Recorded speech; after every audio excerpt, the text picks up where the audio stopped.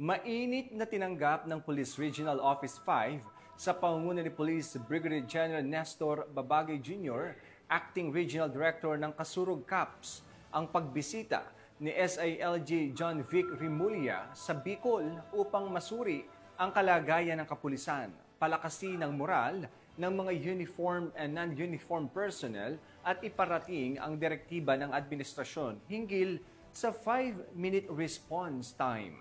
Nakibalita dyan si Patrolwoman Geraldine Luterte. Nang bumisita sa lalawigan ng Albay si Secretary of the Interior and Local Government and NDRRMC Vice Chairperson of the Disaster Preparedness Committee, Honorable Juanito Victor John Vic Remulla kahapon, Hulyo 31 taong kasalukuyan.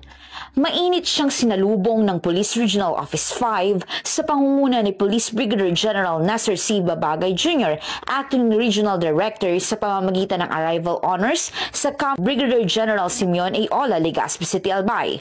Pagkatapos nito ay nagkaroon ng conference ang mga Regional Director ng Tri-Bureau, DILG at NAPOLCOM. Ipinahayag ni Secretary Remulla ang paghanga sa mga programa ng Kasurug CAPS patungkol sa anti-criminality at peacekeeping efforts na siyang nagdulot ng mataas na public trust rating. Ibinahagi niya rin ang mga plano ng ating pamahalaan upang mas masuportahan ang implementasyon ng 5-minute response time sa 911. Sa kabilang dako, iprinesenta naman ng lokal na gobyerno ng lalawigan ng Albay at iba pang government response units ang mga modernong kagamitan at kahandaan ng lalawigan sa mga sakuna. Kaugnay nito, pinuri ni Secretary Remulla ang Albay pagdating sa paghahanda at pagtugon sa mga natural na kalamidad na kadalasang nangyayari sa nabanggit na probinsya. As much as I want to teach and help, I came here to learn. Disaster risk reduction program ng Albay, which is the best in the country. And we're going to make institutional changes around the country and using Albay as a model. Para na yung zero casualty drive ng Albay. At saka yung preemptive response at yung magtatulong. The number one Albay, sa system.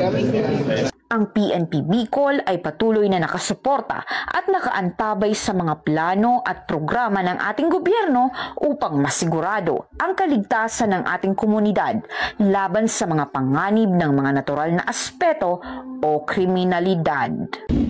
Mula dito sa Legazpi City, Albay, ako ang inyong PNN correspondent, Patrolwoman Geraldine Luterte, alagad ng batas, tagataguyod ng Balitang Pulis.